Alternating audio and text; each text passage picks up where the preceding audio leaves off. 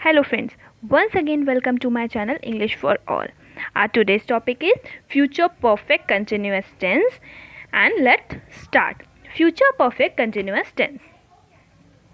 Future perfect continuous tense का मतलब हुआ वो चीज़ें जो फ्यूचर में हम लोग प्रिटेंड करते हैं कि हो चुकी होंगी उस टाइम तक, वो सारी चीज़ें फ्यूचर परफेक्ट कंटिन्यूस में होती हैं.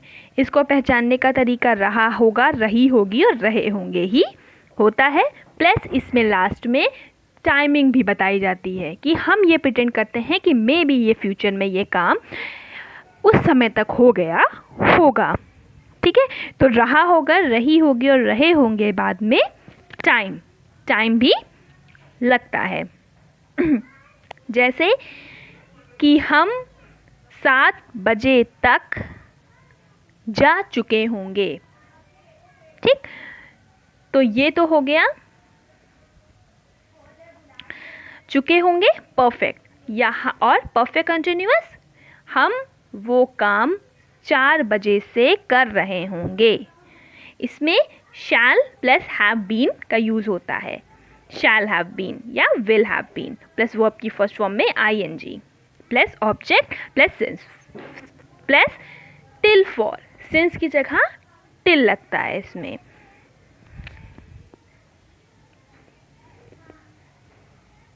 देखिए हमने स्ट्रक्चर बता दिया. Shall plus have plus been plus verb की फर्स्ट फॉर्म में ING plus will plus have plus been plus verb की फर्स्ट फॉर्म में आईएनजी. यानी चाहे आप शैल लगाइए चाहे विल लगाइए. शैल और विल तो आपको पता ही है कहाँ पे लगाना है. ठीक है,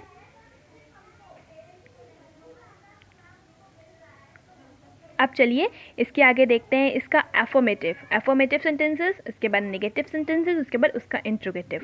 एफर्मेटिव मतलब नॉर्मल सेंटेंसेस, नेगेटिव मतलब वो सेंटेंसेस जिसमें नॉट लगा होता है, और इंट्रोगेटिव मतलब इसका क्वेश्चन सेंटेंसेस. तो चलिए स्टार्ट करते हैं.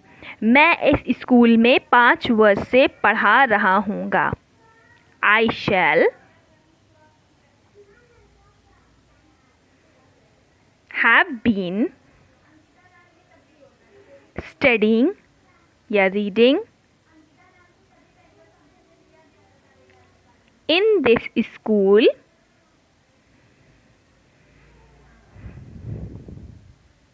स्कूल तक हो गया. अब 5 वर्षों से हमने क्या बताया था, फॉर का यूज़ कब करना है और टिल का यूज़ कब करना है. फॉर इंडेफिनेट टाइम के लिए तो फॉर 5 ईयर्स, क्योंकि 5 ईयर्स इंडेफिनेट टाइम है.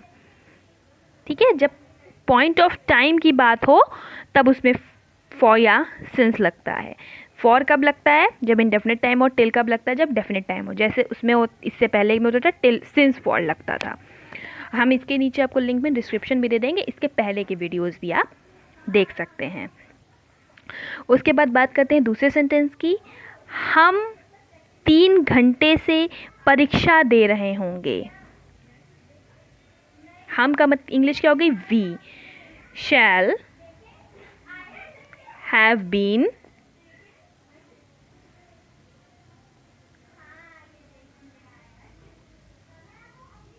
taking the examination या exam for 3 hours.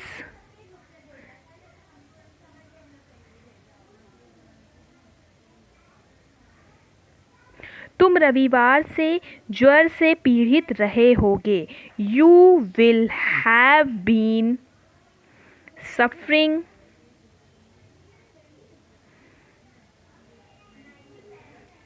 from fever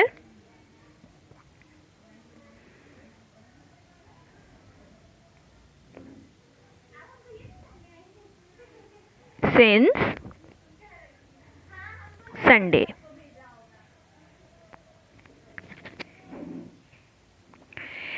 मैं 2 महीने से समय व्यर्थ नहीं गवा रहा हूँगा. इसमें विल या शैल के बाद नॉट का यूज़ होता है plus have plus been. Plus verb की फर्स्ट फॉर्म में आईएनजी प्लस ऑब्जेक्ट. मैं 2 महीने से समय व्यर्थ नहीं गवा रहा हूँगा।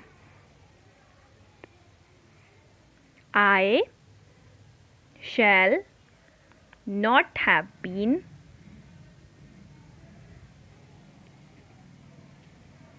wasting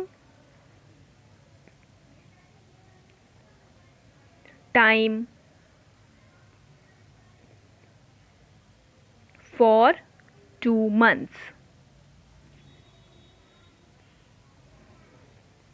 हम 3 वर्ष से गांव में नहीं रह रहे होंगे। हम 3 वर्ष से गांव में नहीं रहे होंगे। हम की इंग्लिश क्या होती है? We shall not have been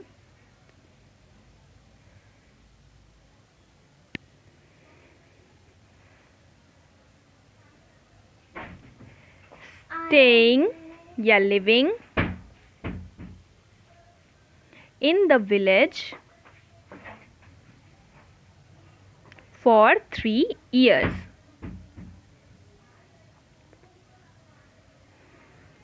तुम 5 वर्ष से मकान नहीं बना रहे होगे। You will not have been building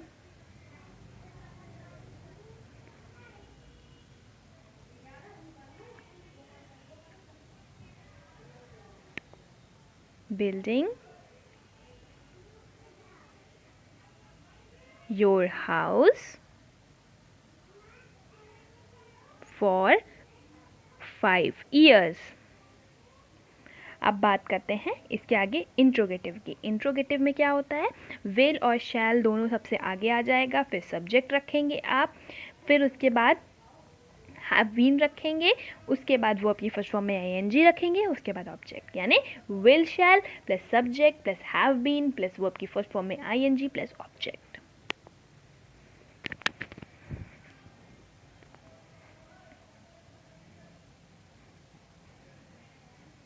क्या मैं आधी रात से सो रहा हूँगा?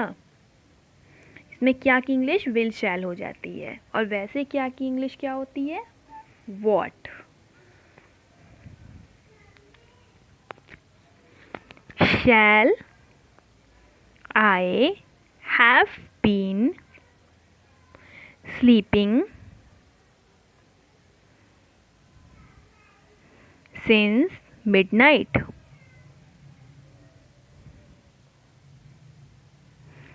क्या हम कई महीने से कर दे रहे होंगे? कर मतलब होता है लोन या टैक्स, ठीक है। कर मतलब टैक्स होता है, लोन नहीं होता, सॉरी। लोन मतलब तो डेब्ट होता है, कर मतलब होता है टैक्स। तो shall we have been paying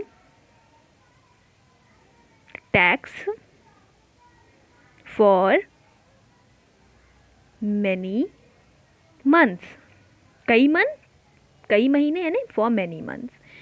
क्या आप सुबह से पढ़ रहे होंगे?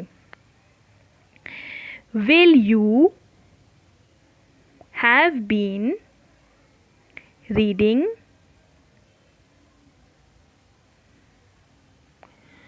since morning?